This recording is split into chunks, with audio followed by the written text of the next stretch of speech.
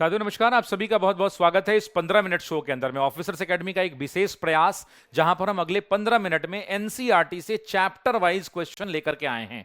ये क्वेश्चन कोई फर्जी एनसीईआरटी का नहीं है, जैसा कि यहां पे लिखा हुआ है, ओरिजिनल एनसीईआरटी है। क्यों? क्योंकि हमने उसके दावे के लिए आपको एनसीईआरटी का स्क्रीनशॉट और पेज नंबर भी लगाया है। हमने ये एनसीईआरटी 2024 वाले प्रश्न बनाए हैं। तो आइए शुरू करते हैं इस क्लास को। अगले 15 मिनट में एनसीईआरटी के मॉडर्न हिस्ट्री के चैप्टर नंबर 1 से 10 बेहतरीन सवाल को देखेंगे और धीरे धीरे समझने का प्रयास करेंगे। यहां पे ऐसे ऐसे सवाल मिलेंगे दोस्तों जो आपको पढ़कर मजा आ जाएगा। मतलब ये है ओरिजिनल खजाना, जहां से प्रश्न परीक्षा में बनाए जाते हैं। तो चलिए शुरू करते हैं। ये जो है एनसीईआरटी 15 मिनट, ये क्लास 8 की एनसीईआरटी है। ये वाली हमारे अतीत तृतीय वाली किताब है और ये पेज बाय पेज जो है हम लोग इसको देख रहे हैं, इस बात को ध्यान रखिएगा। पहला प्रश्न देखते हैं दोस्तों, स्क्रीनशॉट के साथ है, यहां पे लिखा हुआ भी है, इस बात को ध्यान रखिएगा। कह रहे हैं कि निम्नलिखित कथनों पर विचार कीजिए। जेम्स रैनेल का नाम आ रहा है। ध्यान दीजिए कि जेम्स रैनेल को भारत का पहला नक्शा तैयार करने का कार्य रॉबर्ट क्लाइव ने सौंपा था। दोस्तों जब आप एनसीईआरटी को पढ़ेंगे तो आप पाएंगे कि एनसीईआरटी ने अपने पन्ने पर लिखा है कि रॉबर्ट क्लाइव ने हकीकत में इनको काम सौंपा था, इसलिए करेक्ट आंसर है दूसरा। यह नक्शा 1782 ईस्वी के अंदर में प्रकाशित हुआ था। इस बात को ध्यान रखिएगा कि जी हां दोस्तों, ये 1789 ईस्वी के अंदर में नहीं, 1782 में ही ये नक्शा जो है क्या हुआ था, प्रकाशित हुआ था। नक्शे के आवरण चित्र में एक ब्रिटिश सैनिक भारत का झंडा पकड़े हुए है। ये गलत स्टेटमेंट है दोस्तों, दिस इज इनकरेक्ट। तो आंसर क्या होगा, 1 और 2। ये कहां से बनाया गया है, तो एनसीईआरटी का चैप्टर नंबर 1 और पेज नंबर 1 है। और कौन सा क्लास है भाई, तो 8 है। अब आपको थोड़ा सा दिखाते हैं। ये देखिए, ये एनसीईआरटी का चैप्टर नंबर 1 है, पेज नंबर 1 है। जब आप पढ़ते होंगे तो यही वाला फोटो होगा मेरे दोस्तों। और ये कोई फर्जी नहीं, ये ओरिजिनल एनसीईआरटी है, इस बात को याद रखिएगा। ठीक है, तो इसमें चित्र 1 में क्या कह रहा है, ध्यान दीजिए कि ब्राह्मण ब्रिटेनिया को शास्त्र भेंट कर रहे हैं। ये जो महारानी आई हैं, इनको ब्राह्मण जो हैं यहां पर देखिए क्या कर रहे हैं, एक शास्त्र दे रहे हैं। जेम्स रैनल देखिए आया ना यहाँ पे, ये येलो जो किया हुआ है ना, यहीं से क्वेश्चन बनाया गया है, हमने हाईलाइट कर दिया है ताकि आपको कोई दिक्कत ना हो। जेम्स रैनल द्वारा तैयार किए गए पहले नक्शे का आवरण चित्र 1782 देखिए है ना, और ऑप्शन में भी वहां 1782 था। 1782 रॉबर्ट क्लाइव ने रैनेल को हिंदुस्तान के नक्शे को तैयार करने का काम सौंपा था। यही तो यहां पे क्वेश्चन था कि किसने काम सौंपा, तो रॉबर्ट क्लाइव ने सौंपा। किसको सौंपा, तो जेम्स रैनेल को सौंपा। और जेम्स रैनेल ही वो व्यक्ति था जिसने भारत का पहली बार हिंदुस्तान का नक्शा तैयार किया था। भारत पर अंग्रेजों की विजय के समर्थक रैनेल का वर्चस्व स्थापित करने की प्रक्रिया में नक्शा तैयार करना बहुत महत्वपूर्ण लगता था। इस तस्वीर में दिखाया गया है कि भारत के लोग स्वेच्छापूर्वक अपने प्राचीन पवित्र ग्रंथ ब्रिटिश सत्ता की प्रतीक ब्रिटानिया को सौंप रहे हैं, मानो उसे भारतीय संस्कृति की रक्षा के लिए आने का आग्रह कर रहे हैं। तो ऐसी आग्रह मुद्रा दिखाई गई है। और यहां पर चित्र में एक ब्रिटिश सैनिक भारत का झंडा पकड़े हुए, नहीं भाई, कौन झंडा पकड़े हुए है, तो जो ब्राह्मण्स हैं हमारे, वो ब्राह्मण्स जो है यहां पर झंडा जो है नहीं, यहां पर वो पुस्तक भेंट कर रहे हैं, हमारे धर्म ग्रंथ भेंट कर रहे हैं। किसको, तो ब्रिटेन की महारानी को। इसलिए आंसर क्या हो जाएगा, गलत हो जाएगा। इसका अंग्रेजी वर्जन यहां पे, जो अंग्रेजी माध्यम के विद्यार्थी हैं वो इंग्लिश में क्वेश्चन का स्क्रीनशॉट लेकर के बना सकते हैं। ठीक है जी, चलिए आगे बढ़ते हैं अगले प्रश्न पर, क्वेश्चन नंबर 2 पे। उससे पहले एक विशेष जानकारी है कि टीआरई 4 का बैचेस हमारे यहाँ लगातार चल रहा है। आप जानते हैं कि बिहार के अंदर में सरकारी 1 लाख से ज्यादा बच्चों के सरकारी नौकरी के सपनों को द ऑफिसर्स एकेडमी के शिक्षकों ने मिलकर पूरा किया है। 1 लाख बहुत बड़ा आंकड़ा होता है। हम आपको भरोसा दिलाते हैं कि आपके सपनों को पूरा करने में हम एक महत्वपूर्ण भूमिका निभाएंगे। अतः आपसे अनुरोध भी है कि आप हमारे इन बैचेस को जरूर ज्वाइन करें। 1 to 5, 6 to 8, 9, 10 और 11, 12 ये सभी बैचेस जो है मेरे दोस्तों, ये सभी बैचेस जो है क्या होंगे, तो ये उपलब्ध है 999 रुपए की कीमत पर। इस बात को ध्यान रखेंगे।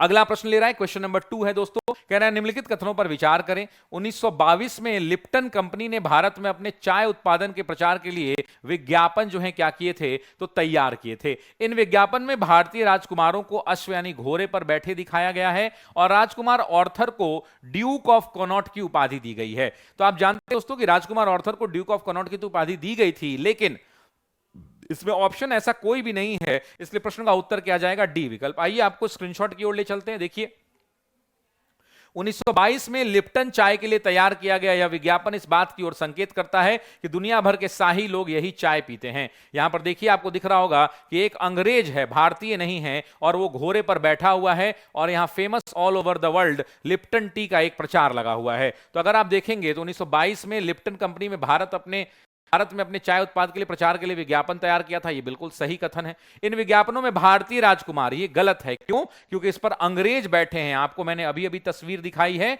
और इस तस्वीर में अंग्रेज बैठे हैं, तो ये स्टेटमेंट क्या हो गया? गलत हो गया। तीसरा स्टेटमेंट ड्यूक है। देखिए अगले हिस्से में रानी विक्टोरिया का तीसरा बेटा राजकुमार आर्थर घोड़े पर बैठा हुआ है। राजकुमार आर्थर को ड्यूक ऑफ कनॉट की पदवी दी गई थी। अब देखिए यहां पर राजकुमार आर्थर को ड्यूक ऑफ कनॉट की पदवी दी गई थी, ये भी सही है। और मैंने आपको बोला भी था कि 1 और 3 सही है, ऑप्शन में नहीं है। और आप जान लीजिए कि 1 और 3 जो इस प्रश्न का क्या है? सही उत्तर है। ये एनसीईआरटी में मिलेगा, ये फर्जी नहीं दोस्तों, ओरिजिनल एनसीईआरटी की किताब है, आप इसको देख सकते हैं। और हमने प्रयास किया है कि आपके लिए ओरिजिनल प्रश्न बनाए जाएं जो परीक्षा में आपके लिए महत्वपूर्ण साबित हो। अगला क्वेश्चन नंबर है 3 मेरे दोस्तों, ध्यान रखिएगा। कह रहे हैं 1817 में भारत के इतिहास को हिंदू, मुस्लिम तथा ब्रिटिश नामक 3 कालों में बांटने वाला स्कॉटलैंड का दार्शनिक कौन था? मतलब जिसने, जैसे हम आप इतिहास को कई तरह से बांटा जाता है, जैसे आप प्राचीन इतिहास, मध्यकालीन इतिहास और आधुनिक इतिहास और विश्व इतिहास कहते हैं, वैसे ही एक दार्शनिक हुआ करते थे। और उस दार्शनिक का क्या नाम था? तो जेम्स मिल नाम था मेरे दोस्तों। जेम्स मिल ने क्या कहा? जेम्स मिल में भारत के इतिहास को क्या बांटा? प्राचीन, मध्यकालीन नहीं, इसने कहा भारत का इतिहास 3 खंडों में विभाजित होगा। पहला हिंदू, दूसरा मुस्लिम और तीसरा ब्रिटिश। जो आप पढ़ते हैं ना कि भारतीय राष्ट्रीय आंदोलन के दौरान हम पढ़ते हैं, या इतिहास जब पढ़ते हैं तो हम कहते हैं कि प्राचीन भारत का इतिहास है, ये मध्यकालीन भारत का, और ये विश्व का इतिहास, ये आधुनिक भारत का है। लेकिन जेम्स मिल के नाम के व्यक्ति ने कहा था कि भारत के इतिहास को हम 3 भागों में बांट सकते हैं, हिंदू, मुसलमान और ब्रिटिश। ये एनसीईआरटी के पेज नंबर 3 पर यह क्वेश्चन उपलब्ध है। आइए आपको दिखाते हैं। ये चैप्टर नंबर 1 का पेज 3 है एनसीईआरटी का। ये एनसीईआरटी का फोटो लगा हुआ है यहां पर। कह रहा है कि 1817 में स्कॉटलैंड के अर्थशास्त्री और राजनीतिज्ञ दार्शनिक जेम्स मिल, दिखाना यहां पे, जेम्स मिल ने 3 विशाल खंडों में a history of British India, यानी ब्रिटिश भारत का इतिहास नामक एक किताब लिखी। किताब का नाम क्या है? किताब का नाम है a history of British India. ठीक है, a history of British India है। इस किताब में उन्होंने भारत के इतिहास को, देखिए इस किताब में उन्होंने भारत के इतिहास को हिंदू, मुसलमान और ब्रिटिश, इन 3 कालखंडों में बांटा था। कालखंडों के इस निर्धारण को ज्यादातर लोगों ने मान भी लिया। ये देखिए कितनी बड़ी बात है कि इसको लोगों ने मान भी लिया। इस बात को ध्यान दीजिएगा। क्या आपको भारतीय इतिहास को समझने के लिए इस तरीके में कोई समस्या है? बिल्कुल समस्या है भाई। तो इसलिए इस प्रश्न का जो उत्तर आता है वो क्या जाएगा मेरे दोस्तों? जेम्स मिल जाएगा। इस बात को ध्यान रखिएगा। ठीक है, कैसा लग रहा है ये क्लास? कमेंट करके जरूर बताइएगा। आपके कमेंट्स आएंगे तो हम लोग ऐसे ही एनसीईआरटी के हर पन्ने से हर सब्जेक्ट में, यानी history, geography, polity, economy, science, पांचों के विषय में हम लोग धीरे धीरे आपको रोज इसी तरह से 15-15, 20-20 मिनट के वीडियो बनाकर हमारे चैनल पर आपको डालते हुए वीडियोस मिल जाएंगे। निम्नलिखित कथनों पर विचार कीजिए। क्या कह रहा है कि अंग्रेजों द्वारा बनाए गए ऐतिहासिक काल विभाजन ने भारत के इतिहास को पश्चिमी नजरिए से परिभाषित किया। क्वेश्चन नंबर 4 है। तो देखिए बात तो सही है कि अंग्रेजों के द्वारा बनाए गए ऐतिहासिक काल विभाजन ने ही भारत के इतिहास को क्या किया? वेस्टर्न तरीके से देखने के लिए डिफाइन किया। दूसरा क्या कह रहा है कि पश्चिम में आधुनिक काल का अर्थ विज्ञान, तर्क, लोकतंत्र और समानता की शक्तियों के उदय से है। यह भी बिल्कुल सही बात है कि हम कहते हैं कि हम मॉडर्न हैं, तो मॉडर्न होने का मतलब इतिहास में जो वेस्टर्न कंट्रीज है वो कहती हैं कि आप आजाद हैं कि नहीं, आपके यहाँ नैतिकता है कि नहीं, आप वैज्ञानिक रूप से आगे बढ़ रहे हैं कि नहीं, तार्किक रूप से आगे बढ़ रहे हैं कि नहीं, साइंस एंड टेक्नोलॉजी में आपका देश आगे है कि नहीं। इन तमाम पैरामीटर्स पर इसकी चर्चा की जाती है। भारतीय संदर्भ में औपनिवेशिक शासन के समय ये सारी विशेषताएं मौजूद थी? नहीं थी भाई। अंग्रेजों के शासन में ये कहां मौजूद थी? नहीं मौजूद थी। इसलिए ए इस प्रश्न का उत्तर जाएगा। आपको चलिए एनसीईआरटी की यात्रा कराते हैं। पेज नंबर 4 से यह सवाल बनाया गया है कि अंग्रेजों द्वारा सुझाए गए वर्गीकरण से अलग हटकर इतिहासकार इतिहास को आमतौर पर प्राचीन, मध्यकालीन और आधुनिक काल में बांटकर देखते हैं। इस विभाजन की अपनी समस्याएं हैं। इतिहास को इन खंडों में बांटने से यह समझ भी पश्चिम से आई है। पश्चिम में देखिए यहां से क्वेश्चन बनाए गए हैं। देखिए पश्चिम में आधुनिक काल को विज्ञान, तर्क, लोकतंत्र, मुक्ति और समानता जैसी आधुनिकता की ताकत का विकास युग माना गया है। और यही तो यहां पर क्वेश्चन था। आपको देखिए ये स्टेटमेंट दिख गया ना, और ये भी स्टेटमेंट दिख गया, दोनों दिख गया आपको। और उसके बाद क्या कह रहा है यहां पे ध्यान दीजिएगा कि अंग्रेजों के शासन में लोगों के पास समानता, स्वतंत्रता, मुक्ति नहीं थी। मतलब अगर ब्रिटिश औपनिवेशिक शासन का शासन काल का मतलब क्या? औपनिवेशिक शासन जो यहां पे लिखा है इसका मतलब क्या? औपनिवेशिक शासन का मतलब कि भारत में ब्रिटेन का शासन, भारत में क्या? ब्रिटेन का, या ब्रिटेन का शासन, ब्रिटेन का, भारत में ब्रिटेन का शासन। तो इस बात को ध्यान रखेंगे मेरे दोस्तों। तो ये प्रश्न का क्या हो जाएगा? यानी अंग्रेजों के समय में ये मौजूद नहीं थी, ये एनसीईआरटी भी कहता है। ठीक है जी, ये फर्जी नहीं है मेरे दोस्तों। कैसी एनसीईआरटी है? ओरिजिनल एनसीईआरटी है। नेक्स्ट, निम्न में से जेम्स मिल जो स्कॉटलैंड का एक व्यक्ति था द्वारा लिखित पुस्तक का नाम क्या था? अभी अभी मैंने पहली स्लाइड में बताया कि इन्होंने एक पुस्तक लिखी, उस पुस्तक का नाम था a history of British India, और इस किताब में इन्होंने कहा कि भारत के इतिहास को हम 3 भागों में बांटते हैं। पहला भाग कौन सा? तो हिंदू का भाग। दूसरा भाग कौन सा? तो मुस्लिमों का भाग। और तीसरा भाग कौन सा? तो ब्रिटिश काल का भाग। इसने प्राचीन मध्यकालीन में नहीं बांटा, इसने अपनी किताब, उस किताब का क्या नाम है? A history of British India. इस बात को ध्यान रखिएगा, यह प्रश्न संख्या पेज नंबर 4 से ही बनाया गया है। यहां पे आप देख लेंगे 1817 में स्कॉटलैंड के अर्थशास्त्री जेम्स मिल ने एक किताब लिखी, और उस किताब का क्या नाम था? देखिए यहां पे a history of British India, साफ साफ दिख रहा है आपको। इस पुस्तक को लिखा था, ये ध्यान रखिएगा, मैंने बार बार कहा है कि ये फर्जी एनसीईआरटी का क्लास नहीं है। यूट्यूब पर 99% क्लासेस एनसीईआरटी के नाम पर फर्जी हैं, और बाजारों में बिक रही किताबें एनसीईआरटी के नाम पर फर्जी हैं। और याद रखिएगा, ऑफिसर्स एकेडमी की किताबें अगले 1 सप्ताह के अंदर में बाजारों में होंगी, जो इसी तरह से बनाई गई हैं। एनसीईआरटी के हर पन्ने से 6 to 12 का एनसीईआरटी का पूरा किताब को मर्ज कर कर उससे पेज बाय पेज क्वेश्चन बनाकर, एनसीईआरटी का स्क्रीनशॉट लगाकर, उसमें पेज नंबर लिखकर हमने किताब तैयार किया है, जो जल्द ही बाजारों में उपलब्ध होगी और बहुत कम कीमत पर उपलब्ध होगी। History, geography, polity, economy, science, पांचों की पांचों किताब उपलब्ध होगी। उसका लिंक भी इस वीडियो के कमेंट बॉक्स में हम लोग पिन कर देंगे, ठीक है। साथियों, अगर आप बिहार लोक सरकार द्वारा, बिहार लोक सेवा आयोग द्वारा आयोजित बीपीएससी एईडीओ की तैयारी कर रहे हैं, यानी एक ऐसी परीक्षा, एकमात्र ऐसी परीक्षा, एक नहीं एकमात्र ऐसी परीक्षा कि सिर्फ एक एग्जाम देके आप सीधा शिक्षा विकास पदाधिकारी बन जाएंगे, ना आपको मेंस देना है, ना आपको इंटरव्यू देना है, सिर्फ एक पीटी का एग्जाम देना है, और यह भी एग्जाम जनवरी के अंत तक संभावित है। तो ऐसी परिस्थिति में 3 महीने का लगभग समय है आपके पास। आप जुड़िए हमारे इस बैच से और अपने सिलेक्शन को पक्का कीजिए, क्योंकि लगभग 10 लाख से ज्यादा विद्यार्थियों ने इस फॉर्म को भरा है। कंपटीशन बहुत टफ होगा। अगर आप सिलेक्शन चाहते हैं तो यकीन मानिए सिलेक्शन का रास्ता द ऑफिसर्स एकेडमी से होकर गुजरेगा। हम पढ़ाने में नहीं पीछे हारेंगे, आप पढ़ने में पीछे मत थकिएगा। अगला प्रश्न लेते हैं, कथन और कारण का प्रश्न है, क्वेश्चन नंबर है 6। कह रहा है कि इतिहास के काल विभाजन यानी प्राचीन, मध्यकालीन, आधुनिक की अवधारणा पश्चिम से आई है। तो क्वेश्चन नंबर 6 में ये बात जो है बिल्कुल सही बात है। अभी अभी हमने स्टेटमेंट देखा कि पश्चिम से अवधारणा आई है। कारण क्या है कि पश्चिम देशों में आधुनिक काल को विज्ञान, तर्क और समानता के रूप में देखा जाता है। यह भी स्टेटमेंट एनसीईआरटी का है, दोनों सही। अभी अभी हमने पिछले क्लासेस में देखा है, मतलब पिछली स्लाइड में देखा है, लेकिन ये इसका करेक्ट एक्सप्लेनेशन नहीं है।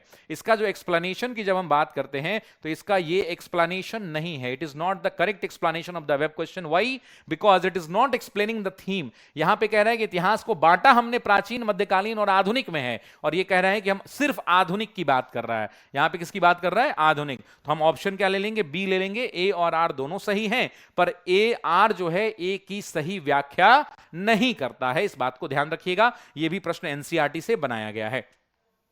The concept of periodization of the history, ancient, medieval and modern, came from the West.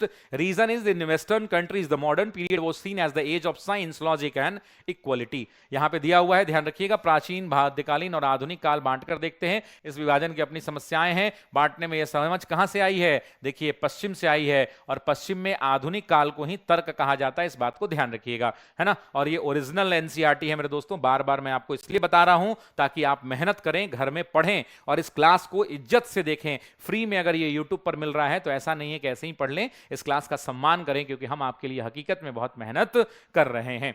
अंग्रेजों की मदद के बिना हिंदुस्तान प्रगति नहीं कर सकता है। यह कथन किसका है? क्या यह जेम्स मिल का है, लॉर्ड रिपन का है, रेनल का है, या वेलेस्ली का है? मतलब किस व्यक्ति ने कहा था कि अंग्रेजों की मदद के बिना हिंदुस्तान तरक्की नहीं कर सकता है? किसी भी हालत में हिंदुस्तान तरक्की नहीं कर सकता है। तो दोस्तों ये बात जेम्स मिल ने कही थी। जेम्स मिल ने कहा था कि भारत की तरक्की का रास्ता अंग्रेजी हुकूमत के साथ से ही निकलेगा। उन्होंने कहा था कि देखिए मिल है यहां पे, स्कॉटलैंड वाले मिल की राय में ब्रिटिश शासन भारत को सभ्यता की राह पर ले जा सकता है। इस काम के लिए जरूरी था कि भारत में यूरोपीय शिष्टाचार, कला, संस्थान और कानूनों को लागू किया जाए। मतलब इसका कहना है कि भारत की तरक्की करानी है तो हमारे देश का शिष्टाचार, हमारा व्यवहार, हमारी नैतिकता, हमारी कानूनी प्रावधान, वो सब भारत में लागू किया जाए। और एक स्टेप ये आगे बढ़ जाएगा, और ये क्या कहेगा? मिल ने तो यहां तक सुझाव दिया कि अंग्रेजों को भारत के सारे भूभाग पर कब्जा कर लेना चाहिए, ताकि भारतीय जनता को ज्ञान और सुखी जीवन ये कहता है कि अंग्रेजों को